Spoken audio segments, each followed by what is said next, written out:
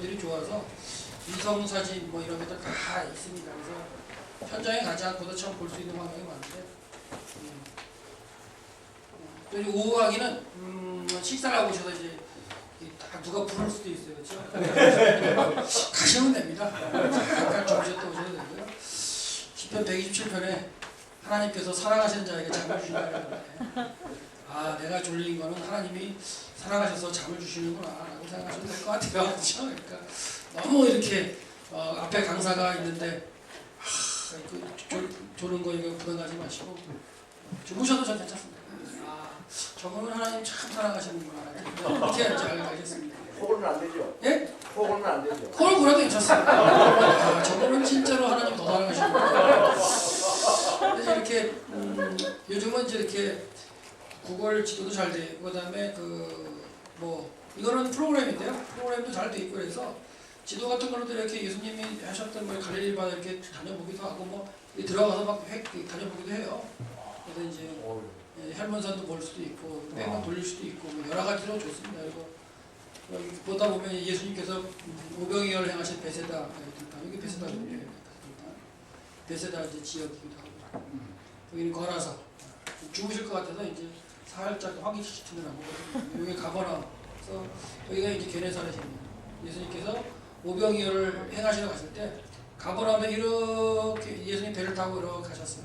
가시는데 제자들은 사람들은 걸어서 먼저 가 있죠.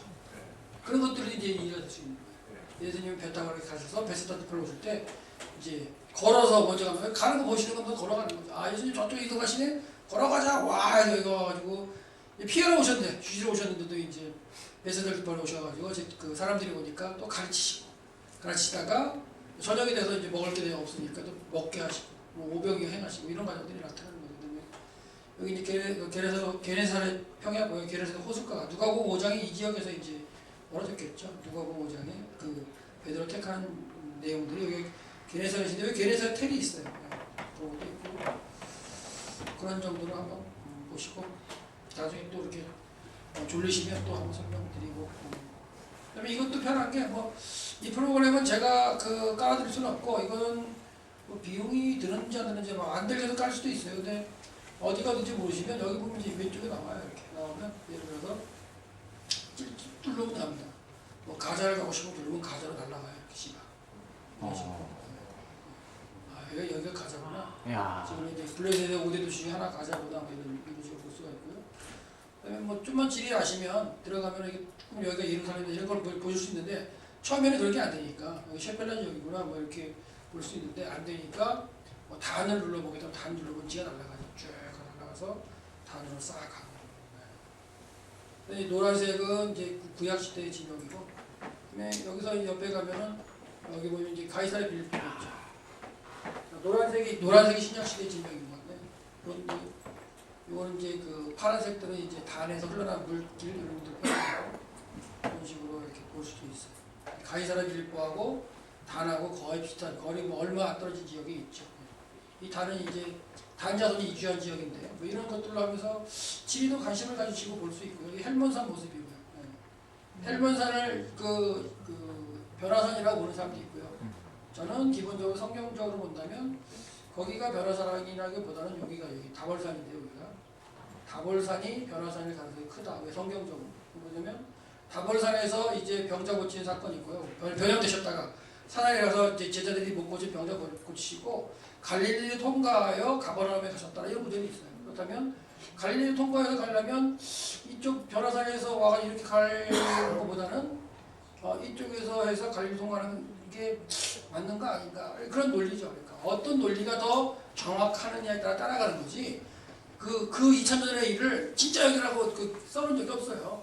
여기가 변화산이 써놓은 게 없기 때문에 학자들의 주장인 거예요. 연구하면서 여기가 다볼산이 변화산일 수도 있고, 그다음에 이제 헬몬산이 변화산일 수도 있고, 둘 다 주장하는데 그 주장이 틀렸다고 해서 뭐 구원하고 상관은 없습니다.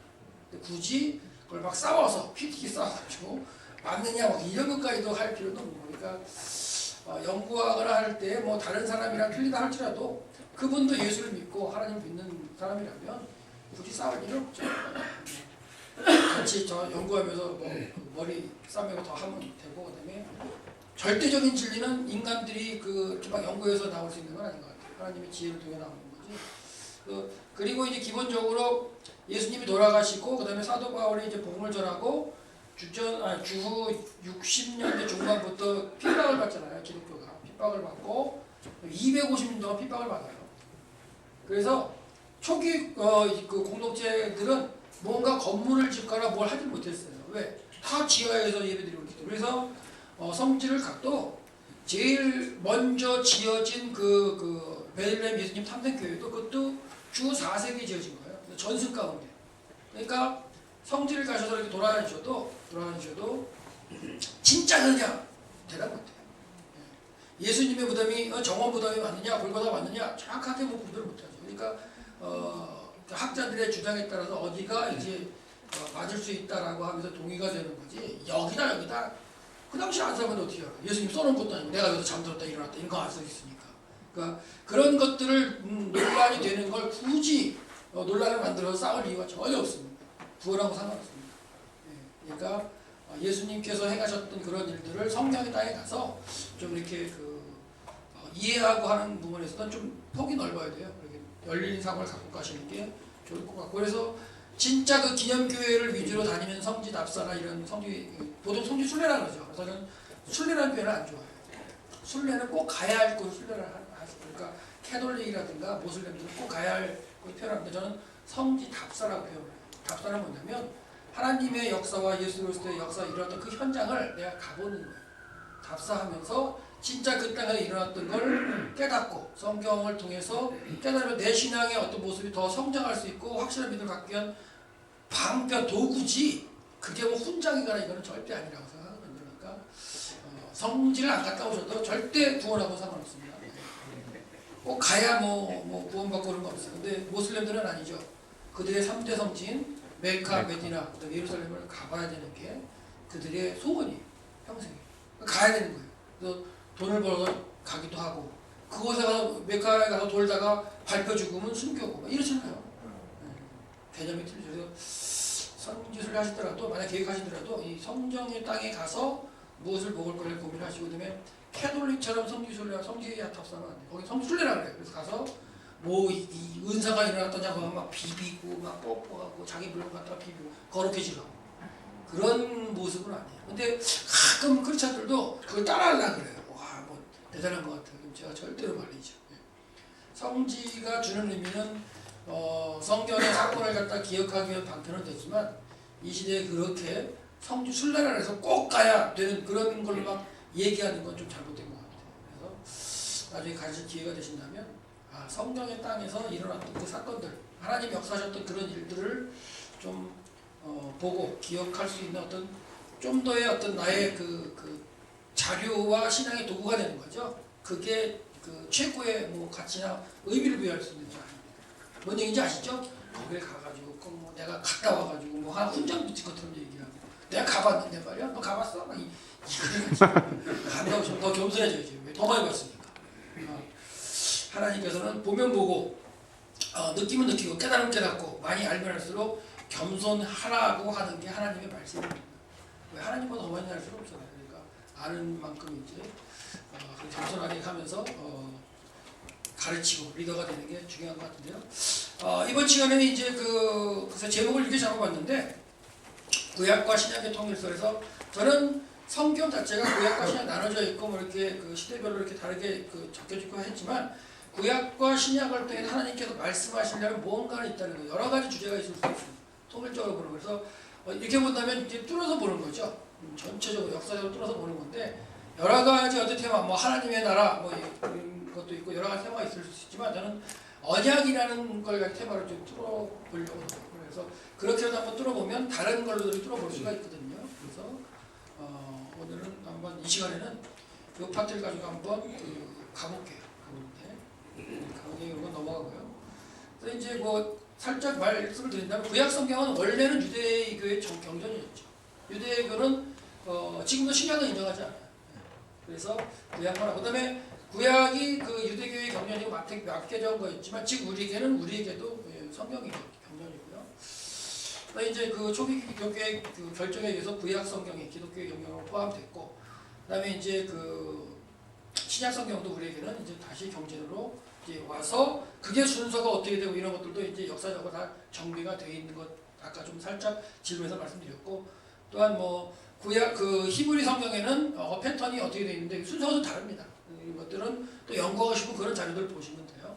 그래서 구약과 신약이 주어졌는데 저는 구약과 신약의 통일성이라는 주제를 가지고 한번 살펴본다면 뭐가 있을까 했을 때 하나님께서 아담의 범죄 이후에 그 구원을 갖다 하시는 방편으로 여자의 후손이라는 걸 말씀하셨고 그 여자의 후손이 어떻게 해서 이 땅에 오시게 되었으며 그리고 어떻게 성취되셨는가 이걸 갖다가 구약과 신약을 나눠서 어떻게 보면 이제 말씀하고 계신다고 하시는데 그걸 그 시대에 하나님의 역사를 깨달은 그 사람들을 통해서 기록하게 하신 거죠.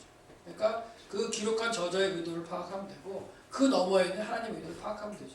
그러니까 마태나 마가 뭐 누가 우선이냐 왜 비슷한 게 많냐 이런 거라기보다도 마태가 그 기록하면서 보는 게 있고 그다음에 마가는 또 그 사람들 주장할 게 따로 있어요. 그리고 대사도 틀리고 이런 것들 본다면 마태가 뭐 유대인에게 쓰기 위해서 유대인이 그렇게 메시아가 오실 걸 강조하면서 다윗의 후손으로 오신다는 걸 강조하면서 이렇게 믿었기 때문에 마태복음 1장을 딱 열면 예수가 아브라함과 다윗의 자손으로 오셨다는 걸 정확하게 기록하고 가고 있죠. 그러니까 그런 강조 포인트에 따라서 저자들이 강조하는 게 다르다고 생각하면서 보시면 내용이 겹친다면 전혀 문제가 될 건 없어요.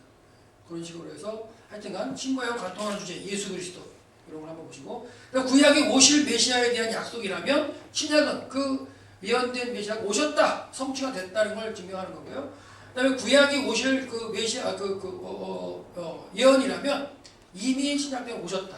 그래서 마태만 보더라도 뭐냐면 너희들 유대인들이 기다리고 있는 구약에서 선지자들이 우리 조상들이 말했던 그 메시아가 결국 누구다? 예수다 이거예요. 왜냐면 그 당시 유대인들은 예수가 역사적 인물인 걸 알잖아요. 십자가를 지고 또한 그 갈릴리 예수가 역사적 인물인 거고 그 다음에 그 예수라는 걸 아는데 그 예수를 그리스도까지 믿지 못한 거였잖아요. 그러니까 결국 마태가 얘기하는 건 우리의 역사, 우리의 삶 가운데 있었던 예수 십자가를 지고 골고다 죽은 그 예수가 그리스도고 그리스도라는 걸 강조하기 위해서 이분이 다윗의 후손이다. 이런 걸 강조하기 위해서 마태복음 1장에 그 계보를 통해서 증거를 하고 있는 거예요. 그래서 그 1장에 보면 다윗을 무지하게 강조를 하죠. 14대 이렇게 세 번 나눠서 그래서 그런 것들이 이제 결국은 마태가 강조하는 거고 그 다음에 이제 마가는 당연히 틀리죠. 유대인이 대상이 아니니까 그런 내용들 그러니까 유대인이 아닌 사람들이 이해할 수 없는 내용의 부분 살짝 제외하고서 이렇게 쓰는 패턴도 있어요. 그리고 또 누가는 또 다르고 그 다음에 요한은 또 다릅니다. 요한은 거의 이제 공간복음이 거의 기록된 상태에서 저는 이제 그 요한복음이 가장 나중에 쓰였다고 생각하는 사람인데요. 뭐 계시록과 어떤 게 먼저 늦게 쓰였는지 이거는 모르겠지만 하여튼간 반모섬에서 환상을 보시고 한 그런 가운데 어떻게 보면 요한복음이 기록됐다고 한다면 최후의 복음서일 수 있는 거죠. 왜냐하면 그 시대에는 예수님을 믿었던 백성들이 이제 핍박이나 이런 걸 오면서 자꾸만 부인하기 시작해요. 진짜 우리가 믿었던 그 예수가 메시아 맞아? 근데 핍박받으면 하니까 그러는 가운데 예수님의 어떤 그 신선 부분이 이제 문제가 되기도 하죠. 그 당시에 이제 뭐 그 영지주의나 이런 대통령이 나오면서 예수님의 그 신선 부분에 고민하고 그럴 때 이제 요한은 예수님의 이 땅에서의 사역 중에서 신성과 관련된 부분의 이적이나 이런 것들을 절기를 기준으로 쓰고 있어요. 그러니까 공간복음하고는 또 다른 어떤 개념의 그 파트에서 보는 관점으로 요한이 기록하고 있는 거예요. 그러니까 그런 걸 본다면 하여튼 그런 모든 것들 보더라도 결국 신약 성경 전체는 오실 메시아의 약속에 대해서 성취된 거를 갖다 기록하고 있는 거고 또한 그 예언이 이미 성취됐다라고 기록하고 있는 게 그 신약이라고 보시면 되죠. 그래서 만약에 제가 뭐 구약을 전공했지만 신약도 이렇게 이 배경적으로 해서 박아보면서 연구를 했기 때문에 시간이 된다면 그 공간복음하고 요한복음도 이렇게 세팅해 한번 해보고요. 그 다음에 아까 얘기했듯이 사도행전도 한번 해보겠습니다. 네, 그걸 정리해드렸습니다. 정리한 거니까 나중에 한번 비교해 보시면 될 것 같고.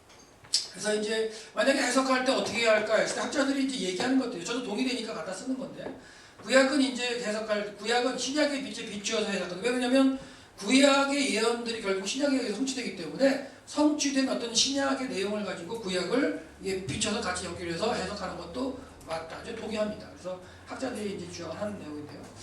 신구약 성경 모두 그리스도 안에 나타난 하나님의 행위, 그러니까 하나님의 행위라는 건 하나님의 구속에서 어떻게 이끌고 오셨느냐 그거죠. 그러니까 신구약 모두 그런 걸 우리가 볼 수 있어야 된다는 얘기를 하는 거 동의하고요. 구약은 신약 성경의 전제다 맞죠? 먼저 있었고 그다음에 예언이고 그다음에 뭐 그런 부분 가운데 이제 주어진 거기 때문에 그다음에 이제 그 신약에서나 교회의 선포에서나 신약 성경보다 12가국이 절대 안 되는 거예요. 그러니까 어떤 말씀도 하시냐면 우리 이제 신약 교수 중에서 예전에 공부할 때 아유 그거 뭐 옛날 거 다 지나가고 이미 성취된 거 뭐 아유 농담삼으로 그런 말씀하시죠. 교수님 신약 교수님이 그걸 뭘 거기 가서 공부를 해? 뭐 그런 얘기도 하시는데 그거는 이제 농담인 거고 그러니까 신약과 구약을 같이 봐야 된다. 그래서 신약 본문에만 치중한다든가 아니면 구약 본문에만 치중한다. 이게 아니라 병행해서 전체로 볼 수 있는 눈을 가져야 된다. 이게 이제 결국은 학자들이 그 얘기하는 얘기인데요. 동의합니다. 저는. 그래서 이제 신구약에 관통한 성경의 핵심 주제가 뭘까 했을 때 제가 잡는다면 한번 여자의 후손으로 오신 하나님의 아들 예수 그리스도를 통해서 어떻게 하나님이 일하셨고 구원의 행위를 하셨는가 이런 부분을 갖다가 살펴볼 수 있겠다라고 생각합니다. 이런 질문 넘어갑니다. 그다음에 뭐 구약 시대 성경 시대로 전리한 거 이런 것들 많이 자료가 있어요. 많이 자료가 있어서 이것도 제가 지금 어디서 뭔가 하여튼 카피해온 거예요. 이거 뭐 어디 자료인지 몰라도 모르겠는데 제가 근거는 드려야 되는데 여기 정리한 자료들이 있어요. 근데 이제 살짝 이제 뭐 곳에 정리한 분이 주장하는 내용이라 살짝 다른 것도 있지만 인터넷 들어가시면서 자료를 가지고서 여러분들이 보시면서 이걸 봐도 괜찮을 것 같다는 생각을 합니다. 그래서 구약 시대 성경을 순서대로 이렇게 정리하는 건 뭐냐면 성경을 이런 패턴을 읽어가지고도 괜찮다는 거예요. 그러니까 읽는 방법이 여러 가지가 있기 때문에 그다음에 이제 예를 들어 이런 가운데 좀 보시면 이제 뭐 사무엘상하 다음에 열왕기상하니까 역대상을 빼놓고 이렇게 읽고 이렇게 읽은 다음에 나중에 이제 역대를 갖다가 읽을 때 병행해서 이제 보는데 이렇게 해서 보면서 가는 것도 필요하기도 하고 그다음에 저는 뭐냐면 이렇게 읽으면서도 이 선지서를 병행해서 읽는 걸 저는 얘기를 해요.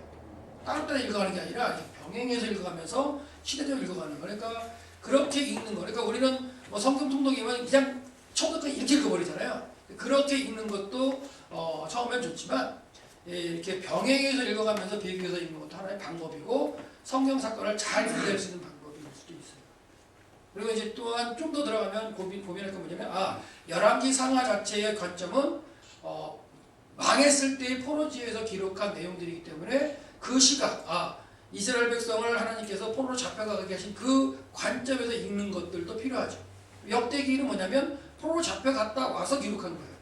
그러니까 관점은 뭐냐면 포로로 잡혀갔다 와서 이미 하나님께서 계획하셨던 바벨 포로로 70년이 해결된 다음에 돌아와서 기록된 내용이기 때문에 또 시각이 다릅니다. 그런 걸 분리해서 볼 줄 알아요. 근데 통독만 한다고 이거의 의미가 다 찾아지는 거 아니니까 그런 어떤 저자들과 시대적인 배경을 갖다 생각하면서 읽을 때에 그 본문이 어떤 말씀하는가 더 정확하게 느낄 수 있어요. 이런 것들도 한번 좋고요. 그 다음에 에스라니 지금은 이제 역사서를 갖다 기준으로 했네요. 이분은 이제 이렇게 펼칠 때 역사서를 기준으로 좀 펼치신 건데 예전에는 역사서를 갖다가 이제 모세오경을 안 집어넣고 역사서를 분류하는 분도 계셨어요. 여기서부터 이렇게 역사서 분류하는 분도 있는데 요즘은 또 이 모세오경 중에 창세기, 출애굽기, 민수기도 넣어서 또 역사서를 분류하는 분이 계세요. 그러니까 그건 분류하는 관점의 차이인 거지 어떤 게 맞고 어떤 게 틀려 이런 거는 아닙니다. 그러니까 그런 걸 잘 받아들이셔가지고 자기 걸 무기를 만들시면 될 것 같고 이렇게 만드는 분도 있죠. 감사하죠. 이런 거 만들려면 얼마 시간 걸려요. 근데 이제 이걸 이해하고 가져서 감사하면서 이분한테 감사하면서 누가 만든지 모르겠지만 이것도 영어 번이 원본이에요. 이걸 또 어떤 분이 한글 작곡을 해가지고 만들어 놓은 거예요. 그러니까 감사하는 거죠. 감사하고 감사하게 쓰면서 전파되는 건 하나님의 말씀이고 그렇죠. 그렇게 하면은 이 만들어 놓던 사람도 아마 하나님 앞에 복 받을 거예요. 이걸 꼭 돈 주고 사고 뭐 이걸 떠나서 근데 이걸 내 거라고 생각하면서 하면 안 되고 그러니까 이제 그거 인정해줘야죠. 그 만들어 놓은 사람을 인정해주면서 그 텀 위에 또한 자기가 연구한 걸 던지면서 보시는 것도 괜찮을 것 같아요. 그래서 제가 많은 자료가 있으니까 이런 것도 괜찮습니다 보여드리고 또한 이렇게 보다 보면 저랑 마음에 안 맞는 것도 있어요. 그런 거 이제 체크하면서 또 이렇게 설명하기도 하고 그런 거고요. 신약 성경에 분류하기도 하죠. 그래서 역사서가 있을 때 이제 복음서를 갖다 역사서를 보고요. 그다음에 사도행전까지 간다면 이제 이게 역사서를 보는 것도 있죠. 그리고 바울의 편지들, 그리고 일반 서신들, 그다음에 계시록 이런 식으로 분류를 하기도 하죠. 그래서 읽을 때 구약이 끝난 다음에 복음서 읽고 사도행전 읽고 이렇게 하면 역사서가 있는데 아까 사도행전을 읽으면서도 1차, 2차, 3차를 갖다가 이제 나눠서 볼 수 있어요. 1차가 전도에 끝난 다음에 갈라디아서. 또 저는 이제 또 논란이 있을 수 있지만 저는 남갈라디아서를 갖다 따라가기 때문에 1차 전도행 갈라디아 지역을 전도하신 다음에 그 지역을 위해 쓴 게 갈라디아서. 그래서 어떻게 보면 성경 중에 가장 먼저 기록된 건 갈라디아서라고 저는 이제 생각하고 가는 거죠. 그 학자들의 이론이고 제가 연구에도 맞기 때문에 그래서 갈라디아서가 한번 쓰였고요. 2차 전도행을 지나면서 데살로니가 지나면서 이제 아테네까지 가셨어요. 그래서 이제 데살로니가가 궁금하니까 이제 디모데를 보내면서 편지했던 게 데살로니가 전후서. 그러니까 2차 전도 여행 기간 중에 쓴 게 데살로니가 전후서예요. 그리고 3차 전도 여행은 에베소에서 오래 하셨어요. 근데 에베소에서 오래 머무시다가 2차 전도 때 후반부에 고린도에서 1년 6개월 정도 목회를 하셨으니까 거기가 또 궁금하죠. 그러니까 에베소에 머물면서 계속 편지를 주고받아요. 그러니까 두 편의 편지를 한 게 아니라 여러 편의 편지를 주고받으셨는데 그 중에 고린도 전후서가 남아서 이제 하신 거고. 그 다음에 3차 전도에 마무리 하시면서 마케도로 가셔가지고 저쪽 이제 그 고린도까지 가셨다가 거기 3차 전도에 마무리하면 내가 로마도 가고 싶으니까 거기서 로마서를 갖다가 고린도에 쓰셔가지고 편지를 베베한테 해서 로마로 보내고 당신은 예루살렘에 다시 돌아와서 거기서 잡히시는 과정 가운데 5개월 같이 있다가 이제 그 로마로 가는 과정들. 그러니까 이렇게 사도행전하고 이 서신서와도 연결해서 이렇게 연구해 볼 수 있으면 괜찮습니다. 나중에 다시 한번 그 시간이 되면 자세히 또 설명드릴게요. 예, 이렇게 분류하신다는 게 이렇게 됐고요. 예. 예를 들어 뭐 바울 서신의 연대도 많이 정리해놨어요. 뭐 많이 있기 때문에 여러분들이 아마 이렇게 공부하실 때 자료를 찾아요. 근데 이렇게 보여드리는 건 뭐냐면 이분들도 다 시대적으로 이렇게 감각을 가지고 분류해서 하는 거예요. 그런 거는 그 시대의 배경을 갖다 찾아보면서 그 서신서들이 어떤 배경을 갖고 있는가를 좀 보시면서 가는 얘기죠. 그래서 연구를 해놓는 거니까 뭐 보시면 될 것 같고요. 그래서 이런 건 뭐냐면 저 같은 경우에는 이게 뭐예요? 지금 이게 뭔가요? 갈라디아서 그렇죠. 이걸 만든 그분은 갈라디아서를 이제 여기다 놓고 이분은 이제 한다면 이분은 북갈라디아서를 주장하시는 분이에요. 그러니까 이 갈라디아서를 이 앞쪽에다 이제 끼는 걸 이제 선호하는 거죠. 왜냐면 저는 남쪽 지역 갈라디아서를 하기 때문에. 그러니까 여러분들이 이제 그 연구하고 하실 때에도 자기 이론이나 자기 생각에 따라서 이렇게 주장하시는 게 일정하게 가셔야 돼요. 어디에서 이 주장했다가 어디서 이 주장했다 그러면 두 개가 상반되는 얘기일 수도 있어요. 근데 그러면 이상해지는 거죠. 그러니까 내가 주장하는 내용이 어떤 계통을 따라 이렇게 흘러가는가 이것도 알면서 이렇게 주장하시는 게 실수를 하시는 거죠. 실수를 덜 하시는 방법이죠. 네. 그래서 내용적으로도 이렇게 다 분류를 할 수도 있죠. 네. 여기 또 갈라디아서하고 여기 히브리서를 앞쪽으로 빼버렸네요. 네. 히브리서 앞쪽으로 빼버렸죠. 저는 히브리서를 좀 뒤쪽으로 가는 게 맞지 않는가 하는 생각하긴 합니다. 그거는 이제 뭐 분류법이니까. 네. 자, 이렇게 이제 구조를 잡았는데, 그럼 보세요. 저는 그러면 이게 그 통으로 보면서 구약 성경과 신약 성경을 연결할 때, 아까 이제 여자 후손과 관련돼서 말씀드렸는데, 이미 하나님이 그렇게 나올 때는 창조를 하셨죠. 이 창조를 또 잘못 건드리면 또 애매해지니까, 그런 부분들은 이제 더 연구될 부분들은 좀 남겨두는 게 좋아요. 이게 이거다라고 해가지고 주장을 하면은 좀 이렇게 실수할 게 많아요. 그러니까 완전히 이렇게 해명할 수 없는 건 좀 남겨두는 게 낫기 때문에. 근데 우리가 하나님께서 흙으로 그 사람을 창조하신 거, 지으신 거, 이거는 부인 안 하잖아요. 그래서 그것과 생기를 코하여 해서 상령을 만드신 거, 이거는 맞고. 근데 그 사람을 이제 에덴 동산에서 지키게 하셨는데 그가 타락했다. 이것까지는 다 동의하는 거니까 타락한 이후에 하나님이 나타나셔 뭐라고 하시냐면 여자 우선을 약속하시는 거.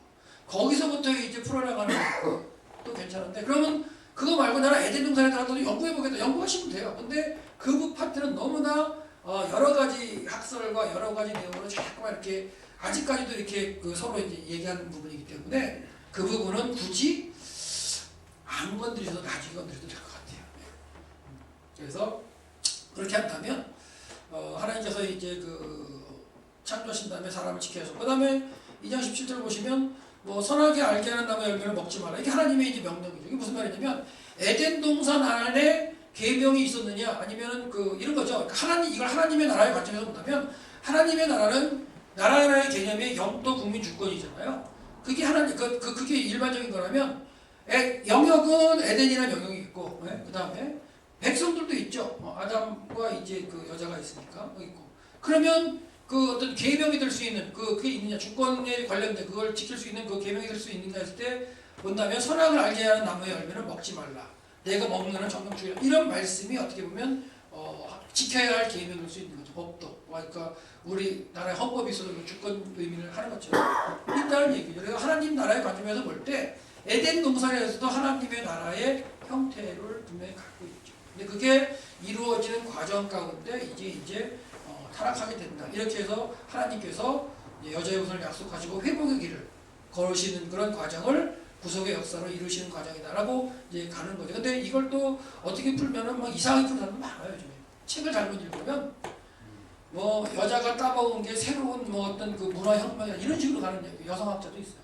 그러니까 그런 거 읽으면 꽝이죠 완전. 그러니까 책도 잘 읽으셔야 돼요. 이런 문장도 이 문장도 우리말로 보면 아 그렇구나 하는데 이걸 갖다 이제 제가 써드린 건 뭐냐면 부사어가 먼저 나온다는 거죠. 수로가 나오고 이제 부사가 그러니까 결국 수로 앞에 나온 이런 부분이 뭐예요? 강조된다는 거예요. 히브리어 성경에 보면 먼저 나온다는 거예요.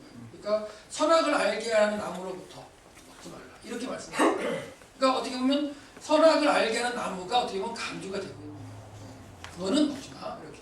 그러니까 정상적인 문장이라고 하기보다도 먼저 강조되는 문장이 있는 거죠. 그리고 내가 먹는 날에는 그것으로부터 먹는 날에는 먹지 말라는 얘기죠. 그리고 정령 죽을 것이라 해서 수로보다 먼저 나오는 이런 패턴을 볼 수가 있다고 지금 설명드린 거예요. 그래서 보시면 아까 말씀드린 대로 이 빨간색으로 한 거는 그냥 내러티브에서 어떤 사건을 전개하는 거고 파란색으로 한 건 이거는 말한 거예요. 말하는 거에 수로를 제가 색칠해 놓은 거예요. 그래서 요게 이제 먹지 말라 아까 먹지 말라가 이 수로인데 요게 수로인데 요게 동사로 쓰였느냐 아니면은 명사로 쓰였느냐는 요걸 보면 돼요. 칼, 미완료다 이런 거. 이런 게 동사라는 얘기거든요. 그러니까 이게 동사 문장이구나. 근데 앞에 이렇게 부사가 나갔네. 이걸 강조하는 거구나. 성경에서. 이렇게 파악할 수 있는 거예요. 근데 이걸 우리말 성경으로 본다면 잘 파악을 못하죠. 밑에 것도 마찬가지예요. 밑에 것도 보시면 여기 보면 칼, 미완료니까 완료나 미완료 두 가지밖에 없어요. 히브리어 시제에는 완료냐 미완료밖에 없으니까 완료를 쓰였거나 미완료를 쓰는 게 그게 동사가 쓰인 거예요. 그러니까 이것도 동사 문장이고 이 앞에 먼저 나왔으니까 이 부사가 강조가 된 거예요. 그러니까 아까 말씀드린 대로 선악을 알게 하는 나무 그건 정령 먹지 말라. 이렇게 하나님이 강조된 계획을 드리는 거. 그게 알 수가 있는데 이렇게 언어로 들어가면 좀 힘들어하시니까 그렇죠? 이제 넘어갑니다. 이게 다 이렇게 받으셨을 때 제가 패턴으로 이렇게 다 써드렸으니까 어느 정도는 이해하실 수 있을 거예요. 이제 그렇게 하셨는데 여자가 딱 나무를 딱 봤는데 이게 중요한 단어예요. 여기 이 라라는 단어가 참 중요합니다. 그 여자가 보았다. 성경의 그런 부분요. 이 라라는 단어, 그러니까 뭘 보느냐가 중요해요.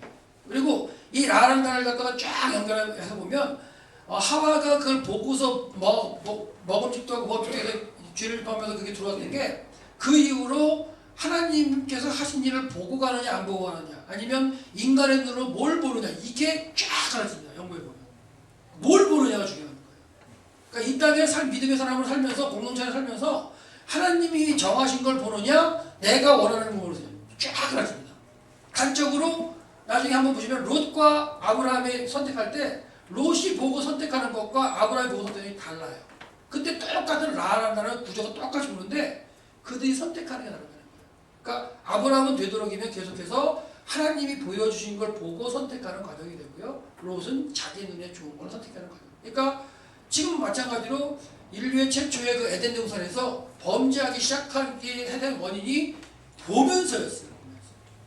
보면서.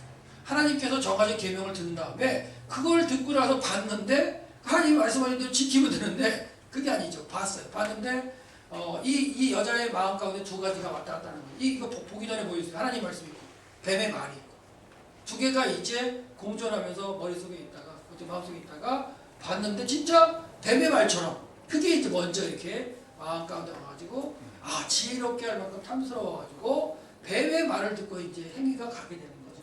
그래서 타락하게. 그러니까 볼 때 뭘 보느냐 이 참 중요합니다. 볼 때. 그리고 보고 어떤 걸 보느냐, 어떤 걸 하느냐. 그러니까 똑같이 봤지만 그 말이 두 개가 하나님의 말씀과 계명 하나님 말씀하고 또한 뭐가 있어요? 뱀의 말이 있죠. 근데 어떤 분은 또 그래요. 하나님이 언제 하와에게 먹지 말라고 얘기했느냐? 그 보면 없다. 그러니까 그것도 그렇죠. 그렇게 얘기하고. 그러니까 뱀의 말로 들었다. 그러면 또 그렇게 논리가 가는 거예요. 근데 아담에게 말한 걸 하와도 들었다. 그러고 간다면 또 같이 들을 수 있는 거. 그러니까 빠져나가는 방법을 아시겠죠? 정확하게 말하면 하나님께서 여자에게 하신 그 말씀도 전혀 안 나와요. 사실은. 그러니까 그런 것들도 분석해가는 방법이고요. 빠져나가는 방법. 그러니까 어떻게 보면 성경은 코에 걸면 코걸이, 귀에 걸면 귀걸이 이렇게 얘기할 수도 있어요. 논리에 따라서 볼 때. 그러니까 정확하게 보는 사람이 어떻게 보면 주장을 하면 할 말이 없는 거죠. 정확하게 보는 사람이면 없거든요. 근데 이제 그렇게 보다 보면 저 사람이 대단해 보이기도 한데 그 사람이 주장하는 게 잘못된 거면 잘못 쫓아가는 거예요. 그래서 잘 유심하게 보시는 것도 제가 방법을 지금 알려드리는 거에서 라라는 단어, 그러니까 히브리어지만 이런 라라는 그래서 히브리어로도 그 성경 프로그램이 있어요. 그걸 가지고 이렇게 딱 찍어버리면 라 동사 쫙 뜹니다. 구약에서 그렇게 해도 패턴을 연구하는 건데요. 하여튼간 여자는 보암직도 하고 먹음직도 해요. 그리고 저는 기본적으로 뭐 두 가지의 마음이 있어서 선택으로 볼 수 있다고 생각합니다. 그렇다면 이제 아담에게 명령하셨던 걸 뭐 같이 들었거나 아니면 아담으로부터 이렇게 받을 수도 있고 아니면 그냥 뱀의 말 하나 듣고서 선택하는 과정이다. 그러니까 제가 이렇게 말씀드리는 건 목사님들의 어떤 교단이나 목사님이 연구하신 거에 대해서 이거다 저거다 했을 때 여러분이 이제 판단하시라고 말씀드리는 거예요. 꼭 저를 쫓아라는 말씀은 안 드립니다. 해석의 방향이니까. 여자가 봤다는 거. 저는 중요한 게 뭐냐? 보고서 어떤 걸 따라가느냐가 중요하다는 거예요. 보고서. 보는 것까지는 괜찮아요. 선택을 잘하는 게 중요하죠. 그래서 실과를 따먹었죠. 그래서 남편에게도 줬죠. 이것도 마찬가지예요. 참 재밌는 게 여자가 따먹고 벌거벗은 걸 알았다. 그러면 남편에 줄 수 있을까요? 없을까요? 근데 참 재밌는 게 벌거벗은 걸 갖다가 알았다는 거 아담이 먹은 다음 남자가 먹은 다음에 알게 돼요. 그렇죠? 그렇다면 여자가 먹었을 때도 이미 벌거벗었다 그런 얘기는 없잖아요. 일단은. 그렇다면 그걸 똑같이 적용하면 여자가 먹었을 때 벗은 걸 알 수 있었을 수도 있죠. 그렇게 되면 어떻게 해요? 이 여자는 알면서도 남편에게 준 거예요. 그러니까 해석의 방법이 너무나 많은 거예요. 그러니까 어떤 걸 취하느냐는 이제 본인들의 몫인 거예요. 예. 죄송합니다. 말씀 중에 제가 생각할 때는 라라는 그 동사보다도 아까라는 저기 단어가 먼저 앞서할 것 같아요. 아까는 먹는다는 말도 있지만 소유한다는 말도 있거든요. 사탄 마귀의 말을 받아들였습니다. 받아들이고 나니까 그가 보는 관점이 달라져 버렸어요. 마귀의 말을 억셉한 것이죠. 그래서 제가 보는 견해에서는 아까라는 단어, 즉 eat, 먹는다는 단어가 앞서야만 라가 설명될 것 같은 생각이 듭니다. 이거 제 생각입니다. 하여튼 그 방법은 통하시는 건 뭐 상관이 없으신데, 그러니까 하여튼 본 다음에 먹는 거니까 뭐 하여튼간 그 해석의 방법은 여러분들이 하시라는 얘기를 말씀드리는 거니까 여기서는 그 여러 교회 교단에 모셨기 때문에 여러 가지 얘기가 나올 수 있어요. 그러니까 그거 가지고 하시지 말라는 걸 제가 말씀을 드리는 거고요. 그러니까 그런 부분에서도 볼 때도 지금 그 과정이 어떻게 설명하는 게 애매하게 많아요. 근데 이런 걸 주장하는 데도 많거든요, 사실. 내게 옳다고. 그러니까 다른 사람들은 설명 안 하는데 이 사람은 정확하게 쪼개는 것처럼 막 설명을 해요. 그걸 강조하고 이게 맞다고 설명해버리면 이제 성도들이 사람은 갈 수밖에 없는 거예요. 왜? 다른 데서는 얘기 안 해주는데 막 정확하게 쪼개주는 것 같거든요. 무슨 얘기인지 아시죠? 그게 어디 신천이나 이런 데가 그런 얘기예요. 그러니까 그런 부분에서 근데 목사님들도 그런 내용들을 아셔야 그런 걸 이제 성도들을 갖다가 이제 주의를 좀 할 수 있으니까요. 그래서 지금 이것도 마찬가지죠. 두 가지로 할 수 있어요. 아담이랑 떠먹은 상태, 그 상태는 동시에 벌거벗어 알았느냐? 아니면 여자가 먼저 알았고 남자가 이거는 성경이 얘기를 하지 않거든요, 사실. 그러니까 그건 이제 더 나가서 해석적인 부분이기 때문에 그런 부분들은 저는 해석적인 부분 그 목사님들은 안 하는데 왜 내 성도라면 제가 이제 해석적인 걸 할 수 있지만 예, 여기는 이제 해석적인 부분. 그래서 이게 이 얘기를 하는 게 뭐냐면 질문도 해석적인 건 안 하셨으면 좋다는 얘기라는 거예요. 배경적인 건 가르쳐 드리지 마. 그러니까 해석적인 부분은 목사님. 왜 그러냐면 답까지 원하시는 분들이 많아요. 답이 뭐냐고 물으면 제가 답을 어떻게 알아요? 하나님이 아니고 예수님이 아닌데 답을 어떻게 알아요? 그렇죠? 연구해서 제가 연구한 방면에 하나의 이렇게 그 아이템을 드리는 거지 이게 답이다? 저는 그렇게 교만할 수는 없어요. 그거는 진짜 이단으로 가는 길입니다. 그러니까 이게 답이다라는 그건 아니고 자료를 제시해서 더 연구하고 선택해가는 방법을 알려드려요. 이해되셨죠? 처음부터 네. 첫 시간부터 다시 말씀드리는 얘기인데 그렇게 해서 한번 보시고 아까 이제 목사님이 말씀하시는 것도 그런 맥락에 이해해 주시면 될 것 같아요. 네, 그런 맥락에서. 그래서 결국은 이제 까먹은 건 정확한 거니까. 그러니까 저는 뭐냐면 성경에서의 팩트는 정확히 체크하고 가자는 얘기예요. 팩트만이라도 정확하게 체크해 가야지 그 팩트의 과정에 그 여러 가지 의견이 있으면 그냥 놔두자 덮어놓자 해결될 때까지. 그리고 그 대신 팩트만은 정확하게 짚고 가자는 게 제 주장이고 그걸 짚어갈 때에 그 당시의 배경이라는 걸 좀 살펴보면서 가자는 게 제가 주장하는 내용인데요. 결국은 하나님께서 뭐냐면 내가 너로 여자와 원수 누구에게는 뱀에게 하는 얘기. 그러니까 여자의 후손을 갖다가 약속하실 때 말씀도 뱀에게 말씀하실 때 나옵니다. 내가 너로 여자와 원수가 되게 하고 너희의 후손도 여자의 후손과 원수가 되게 하느니 여자의 후손은 내 머리를 상하할 것이고 너는 그 발뒤꿈치를 상하게 할 것이다. 이렇게 얘기를 하죠. 근데 이것도 패턴을 보면 뱀에게 말씀하실 때가 되는데 강조가 되는 부분이 있어요. 이것도 히브리어를 보면 말씀하실 때. 그래서 이제 이런 부분도 한번 이제 살펴보시기로 나중에 살펴보시고요. 그다음에 이제 저주하다는 이 단어도 좀 보면 참 재미있는 단어예요. 그러니까 우리말로 볼 때는 저주하는 단어가 같은 단어예요. 그러니까 너를 축복하는 자에게 내가 복을 내리고 너를 저주하는 자에게는 내가 같은 저주인데 히브리어로 보면 다른 단어예요. 그러니까 너를 칼날하는 자에게 내가 아라를 하리라 이런 단어인 거예요. 그러니까 같은 단어가 다른 단어. 그럼 같은 단어가 아니고 다른 단어라면 눌러볼 필요가 있죠. 왜? 학자들이 이 단어를 연구해가지고 했던 내용들이 있을 거 아니에요. 거기까지만 하시라는 거예요. 그러니까 같은 단어인 줄 알았는데 같은 문장에서 이게 12장 3절이면 아브라함이 하시는 말씀이란 말이에요. 그렇죠? 그래서 예를 들어 앞에서 저주라는 게 있었죠. 여기서도. 그러니까 그런 걸 볼 때 저를 보면 결국 칼날이 어떤 뜻이냐 했을 때 이렇게 그냥 사전을 찾아보시면 되죠. 가장 보편적인 사전을 볼 때 하찮게 여기다 시시하게 여기다 보잘것없다 경멸하다. 그래서 결국은 이 단어는 하나님이나 윗사람에 대한 부당한 언어고 공격하는 단어를 포함했다. 이런 표현이에요. 그러니까 너를 무시하고 하는 그런 사람에게 그렇게 살아내서 내가 아라를 할 거야 라는 거예요. 하나님께서. 그 아라는 단어는 뭐냐면 이거는 어떤 신이 악인들에게 대해서 형벌을 내린다는 개념의 그런 게 들어있어요. 그러니까 하나님이 엄청난 말씀하시는 거예요. 나를 믿고 나를 따르는 너를 이렇게 하찮게 여고 시급들하게 여기는 카나안 애들에게 내가 그들은 아라를 해버릴 거야. 그러니까 의미가 우리나라 말로는 둘 다 저주라고 해서 똑같은 의미로 쓰인 것 같지만 약간 이제 뉘앙스 틀리고 내용이 틀리죠. 그러니까 그래서 언어적인 접근도 사실 어려운 건 아니에요. 그러니까 문장을 읽고 하려면 어렵지만 단어를 눌러보고 그 단어의 뜻을 보는 건 어렵지 않아요. 그냥 컴퓨터를 한번 눌러보면 되는 거예요. 지금 사전 안 찾죠. 누가 사전 찾아요. 사전 사람 시간 있고 갔다 오는데 지금은 컴퓨터를 클릭하면 됩니다. 핸드폰 가지고도 클릭하면 나와요.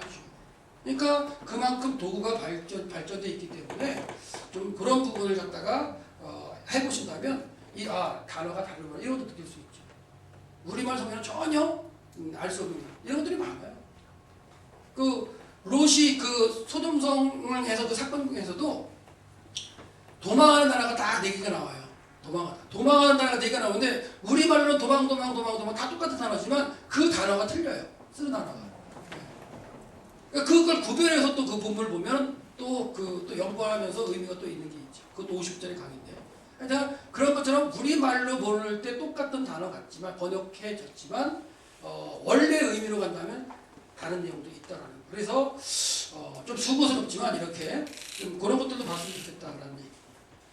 하나님께서 그럼 저주한다. 그러니까 뱀을 갖다가 이렇게 하고 하실 때 어떤 의미일까요? 시겁제나 이런 게 아니고 하나님의 어떤 계시록의 심판의 의미로서의 저주가 가능하게 그거겠죠. 그러니까 그런 것들도 한번 고민을 해보시는 게 좋을 것 같고. 그리고 이제 아까 말씀드린 작가 말씀드린 이렇게 동사 문장. 그래서 여기서 이제 써드린 걸로 보여드린다면 동사 문장이라는 건 아까 말씀드린 이렇게 미완료냐 완료냐 여기 써 있으면 이게 동사 문장인 거예요. 금방이죠. 그러니까 원래 히브리어로 이걸 보고서 동사냐 아니냐를 갖다 구별해야 되는데 그러려면 히브리어를 공부를 하셔야 되니까 그럴 필요 없고 옆에 분석해놓고 보니까 미완료 완료 그거면 동사예요. 그게 쓰여 있으면 동사 문장인 거예요. 그래서 근데 동사 문장인데 앞에 이게 나와 있다. 그러면 이 부분이 이제 강조가 되는 거예요. 이런 식으로. 그래서 원문에서는 뭘 더 강조를 하고 있느냐. 그런 어순으로도 이렇게 분석해 볼 수 있다라는 얘기를 하는 거예요. 그러니까 이게 정리를 좀 해드렸기 때문에 좀 한번 보시면 좋을 것 같고요.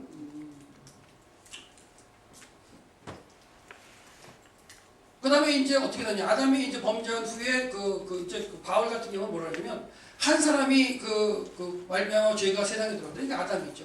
아담으로 말미암아 첫사람 아담을 말미암아 세상에 죄가 들어오고 그다음에 사망도 들어왔다. 그런 얘기를 하죠. 그러면 에덴 동산에는 사망이 있었느냐 없었느냐 이런 게 이제 또 고민이 되는데 이 말의 의미에 의하면 에덴 동산에는 아직 사망은 없었던 거죠. 근데 그 사망이 없었다는 게 영생하고 관련되나요? 그러니까 사망이 없는 게 영생인가요? 이것도 또 놀라운 얘기. 이것 때문에 또 이제 학자들이 여러 가지 싸우는 게 뭐냐면 에덴 동산에는 사망이 없었다는 거예요. 영생은 존재했다는 거예요. 근데 영생하는 존재한테 어떻게 죽는다는 표현을 쓸 수 있느냐? 그 말이 안 된다. 말이 안 된다 그래가지고 죽음, 사망이 없는 상태에서 죽는다는 표현은 잘못 쓰신 거기 때문에 그 여자가 잘못이 없다. 이렇게 풀어가요. 여성신학이 학자들이. 그러니까 이거는 그 앞부분을 풀 때는 잘못 풀으면 애매해지는 거예요. 그래서 사망이 없다는 개념과 그게 영생이다. 이퀄시키기는 또 힘들어요. 더 연구해봐야 돼요. 근데 그걸 또 연결해서 그렇게 말하는 사람들도 있어요. 그러니까 그런 부분들은 이제 더 고민을 해보시고 저는 그런데까지 건드리지 않습니다. 아직까지는 어떤 논리를 가지고 지금 설명할 수 있는 방법을 찾는 과정이기 때문에 그리고 그걸까지 막 깊숙하게 들어가지 않아도 아직 해결이라는 문제가 많아요. 이 산더미 같이 많은 걸 가지고서 그거 해결 안 되면 안 믿을 것처럼 막 얘기하는 사람도 있어요. 이상하게 대답 못하는 거 와서 질문하잖아요. 그거 대답도 못 해준다고 안 믿으려고. 가장 기본적인 것도 안 믿으면서 가장 근본적인 걸 질문한다. 그거는 아닌 것 같아요. 그렇죠? 그러니까 그런 걸 질문하시면 저는 대답을 절대 안 합니다. 그러니까 기본적인 걸 이해한 상태에서 터가 돼가지고 근본적인 걸 질문한다면 설명을 해주겠지만 기본적인 건 전혀 해결도 안 해놓고 근본적인 겁니다. 그러면 그건 문제가 없죠. 그래서 결국 아담 이후에 이제 세상에 죄가 들어오고 그로 말미암아 이제 하나님께서 약속하셨다라고 얘기하는데 그렇게 해서 결국 구약이 이렇게 쭉 흘러왔다면 아까 이제 마태를 얘기했는데요. 마태는 언약이 어떻게 성취됐냐를 좀 기록하고 있어요. 사실. 그래서 마태복음 1장 1절을 딱 보면 아브라함과 다윗의 자손 예수 그리스도의 계보라 딱 계보라 또는 족보라 세계라 여러 가지 왜 그러냐면 이 그 히브리어의 톨도트라는 단어가 그렇게 해석되는 단어들이에요. 아니면 이건 헬라어니까 게세니스인가요? 그런 단어인데 그런 의미가 포함되는 단어고 원래로 히브리어 단어로는 톨도트이기 때문에 그게 계보, 세계, 세상 다 연결된 단어입니다. 그래서 아브라함이 이삭을 낳고 이삭이 야곱을 낳고 그다음에 야곱은 유다를 낳고 헤스론을 낳고 쭉 나가죠. 그래서 했는데 이게 아브라함부터 다윗까지 14대예요. 14대. 그래서 14대를 갖다가 이제 설명하고요. 그다음에 바벨론으로 잡혀가 그다음에 그 가운데 또 왕들 또 14대를 또 얘기하죠. 그리고 바벨론으로부터 잡혀간 다음에 그 여고냐를 기준으로 해서 예수님까지를 또 14대로 또 이렇게 해서 분류를 하고 있어요. 이게 마태의 패턴이에요. 마태가. 그래서 결국 그렇게 오셔서 결국은 마지막 보시면 야곱은 마리아의 남편 요셉을 낳았으니 마리아에게서 예수가 나시냐. 이걸 왜 추천하냐면 원문으로 보면 이렇게 돼 있어요. 이게 헬라어인데 어디 있나요? 여기 있죠. 우리말 성경은 마리아에게서 나시니라 이렇게 번역을 했는데 이 마리아를 원문으로 보면 헬스예요. 그러니까 관계대명사죠. 여성형 관계대명사. 그러니까 마리아에게서라기보다도 직역을 한다면 그녀에게서로 볼 수 있어요. 그게 더 정확하겠죠. 왜 여자의 후손으로 태어난다 그랬는데 이 마태가 기록하면서는 진짜 여자의 후손으로 태어났다고 지금 쓰고 있어요. 마리아라는 이름을 안 써요. 그러니까 우리가 번역될 때 마리아로 썼지 여기를 관계대명사 이렇게 했었죠. 이거죠. 그래서 여자에게 나셨다라고 지금 설명하고 있어요. 그러니까 원문으로 본다면 오히려 더 정확하게 볼 수 있고, 그러니까 우리가 가지고 있는 뭐 개혁이라든가 개정도 보시면서 뭐 현대인에서 아주 그냥 직역으로 번역한 성경들이 있어요. 그런 걸 참조하면서 보는 것도 차이점이 났을 때 이렇게 해결할 문제들이 될 수 있죠. 그러니까 우리말 성경이 중국어에 갔다가 번역된 거 말고 이 시대 직역 성경이 있어요. 근데 그래도 그동안 이게 우리가 연구해왔던 거는 개혁이나 개정이기 때문에 그 기반에서 가긴 하지만 차이가 난다면 옆에서 놓고서 볼 수도 있고, 아니면 영어, 아니면 그냥 원문 보시기 공부하셔서 원문 보시면 딱 보고 뭐야 이거 관계대명사네? 그러면 이게 그녀에게서 이렇게 해석을 충분히 할 수 있으니까. 뭔 얘기를 하는지 아시겠죠? 여자에게 태어나게 하신다는데 마태는 여자에게 태어나셨다라고 지금 쓰고 있다는 거예요. 마리아에게 태어나셨다라고 안 하고 여자에게서. 네, 그런 차이점들.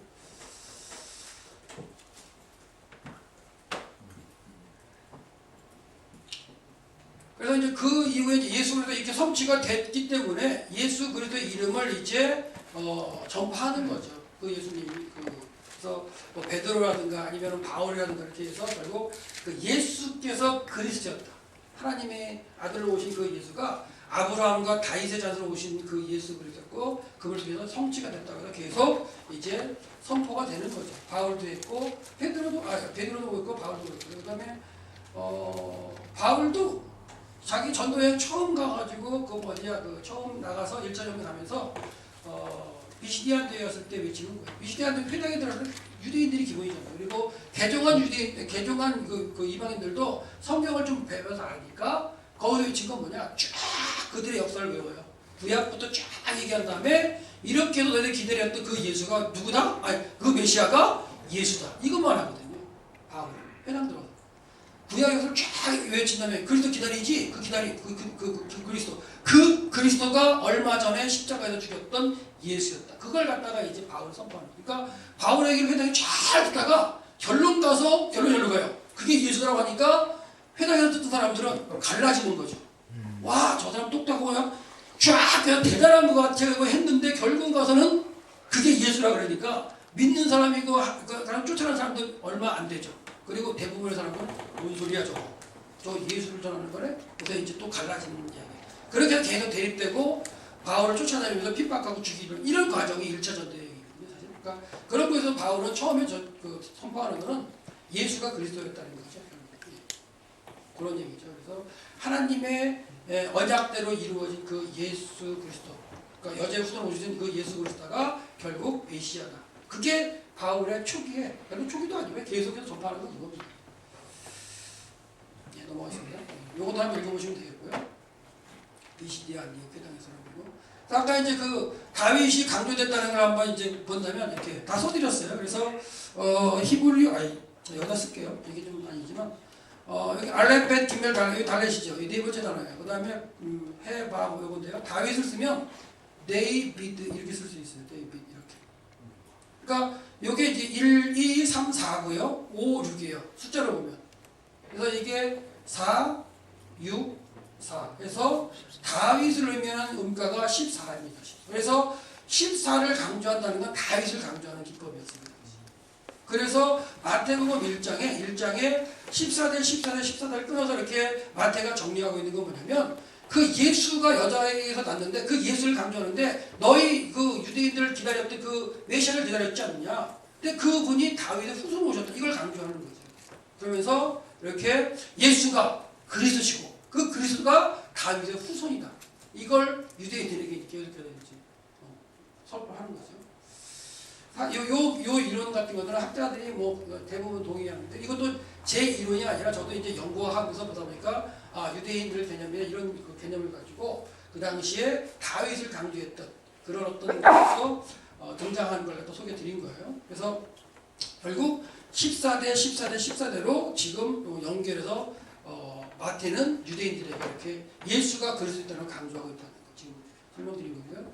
그렇다면 이 구약 시대는 어떻게 이런 그 계보를 갖다 이제 연결해 왔는 걸 한번 제가 연구해 봤어요. 그 뭐냐면 마태복음을 이렇게 연구하다 보니까 이 마태복음은 결국은 이 그 구약의 연속성에 이루어진 걸 다 표현하는 건데 마태가 이렇게 주장한다? 그렇다면 과연 구약은 예수님 오시는 과정을 어떻게 설명할까 해서 이제 계벌도 연구해 본 거예요. 그러니까 마태복음 1장에 그 톨도트 그걸 갖다가 구약으로 한번 연구해 보는데 구약에는 이제 톨도트에 대해서 설명하는 게 세 군데 나와요. 창세기 5장에 아담부터 노아까지 10대를 표현하죠. 10대를 표현하고요. 그래서 이제 그걸 하다 쭉 가면 뭐 이렇게 그 나은 뭐 이렇게 연대하고 해가지고 쭉 설명이 되죠. 예. 그래서 이제 뭐 이 연대도 이제 따지면 뭐 1566년에 노아가 태어나고 500년 후에 1550년에 노아가 이제 하나님을 만나고 그다음에 그 1650년에 뭐 홍수가 나서 이런 과정들 다 설명할 수 있고요. 그 다음에 11장에 가면 또 하나 나오죠. 11장에 가면 이제 셈부터 아브라함까지를 10대로 표현하고 있어요. 10대로. 그래서 그것도 이제 뒤에 가서 이제 풀어보시면 셈이 뭐 100세 후 홍수 2년에 그 아들을 낳기 시작해가지고 데라가 70세 아브라함과 아브라함과 나홀과 하나 낳다 해서 이 과정도 이제 10대로 설명을 하죠. 그러니까 패턴을 딱 보니까 구약은 10대로 가는 거예요. 그리고 이거는 이제 모세를 기준으로 해서 기록되는 거기 때문에 모세도 같이 본다면 이걸 왜 기록하느냐면 광야에 나온 이스라엘 백성들이 결국은 애굽에서 430년 동안 살면서 자기 조상들의 신에 대한 이걸 다 까먹죠. 그러니까 광야에 나온 그들에게 너희의 정체성, 너희의 조상들, 너희를 이끌 조상을 이끌 하나님이 누구라는 걸 가리키기 위해서 쓰는 게 지금 모세오경이잖아요. 그게 창세기이기 때문에 그 내용이 뭐냐? 너희들이 누구냐? 너희들은 쫙 따라 올라가면 저 위에 누구? 하나님이 첫사람 창조자 아담으로부터 연결된 뭐다? 백성들이다. 너희들을 통해 하나님이 이루려고 하신다. 약속의 땅을 들어가면서 하나님 언약을 이루고 하신다. 이런 과정을 깨우치는 과정 가운데 이렇게 연결성을 지금 제시하고 있죠. 그러니까 이런 부분들을 본다면 유대인들의 패턴에 구약 시대는 10대씩 정리하는 패턴이 있다는 거예요. 재밌죠, 사실. 이렇게 되고 또 이제 한참 가다가 어디를 가냐면 이제 사사 시대를 지나면서 이제 정리된 게 있어요. 룻기에 보면 전 룻기를 연구하면서 참 이상했는데 룻기를 연구하다 보면 룻기가 이런 얘기를 해요. 그 룻기는 갑자기 다윗을 탄생하는 그걸 과정 가운데 룻이 이렇게 와가지고 이방인이 와가지고 보아스 만나서 이렇게 하나님의 그 세계로 들어오는 걸 설명하면서 과정을 다 사장까지 설명을 해요. 그럼 마지막에 후반부에다가 4장 후반부에다가 딱 계보를 적어놔요. 베레스부터 다윗까지. 이거 10대예요. 이것도 베레스부터 10대로 해서 정리를 해보면 다윗과 10대는 여기도 10대. 그러니까 이런 패턴을 봤을 때 구약의 패턴의 정리는 이게 한 컵으로 왔을 때 10대, 10대, 10대로 이렇게 시기마다 정리해 가는구나 이런 느낌을 받아요. 그리고 다른 곳에는 또 없어요. 그리고 이제 포로로 잡혀갔다 온 다음에 역대기를 기록하는 저자들이 이제는 포로기로 잡혀갔다 온 다음에 백성들을 상대를 보세요. 진짜 하나님의 말씀대로 진짜 70년 포로가 있어서 갔다 왔고 하나님의 언약이 이루어졌어요. 돌아와서 왔는데 성전을 지고 살려고 공동체 살려고 하는데 그래도 속국이에요. 페르시아에. 그러니까 그 공동체들이 아무런 낙이 없는 거예요. 야, 뭐 이러고 살아봐야 뭐 그래도 포로인데. 야, 하나님의 말씀대로 하나님 백성으로 돌아와서 살고 있는데 성전을 지어놓긴 했지만 보잘것없는 것 같고 그들의 어떤 삶의 어떤 생각들이 이제 다운이 되는 거예요. 생각이. 그럴 때 역대기 저자가 어떻게 보면 기록하면서 하는 건 뭐냐면 저 위에 또 아담보다 다시 정리하죠. 아담을 쫙 정리하면서 그 시대의 포로로 잡혀갔던 그 시대의 사건이 쫙 연결해 놓는 거예요. 레위인 제사 다 연결하면서. 그 의미는 뭘까요? 너희들이 지금 아무것도 아닌 것 같고 그 다음에 부모가 포도를 먹어서 이가 신고 그런 개념이 아니다. 너희들 잘못이야. 너희들에게 지금 이렇지만 너희들을 통해서 미래에 이루 가실 하나님의 계획이 분명히 있다. 너희들의 정체성을 찾으라는 의미 가운데 역대기가 또 아담부터 쫙 해가지고 그 시대까지 정리하고 있습니다. 그런 모습들. 그러니까 어떻게 보면 시대마다 하나님께서 그 성경을 이렇게 기록하게 하시는 그 저자들에 의해서 그 저자들은 하나님의 어떤 이런 흘러가시는 역사의 그 구속의 관점을 어떻게 보면 깨닫는다고 볼 수 있죠. 그래서 시대마다 정리. 그러니까 이런 계통 위에 마태는 정리를 하고 있어요. 네.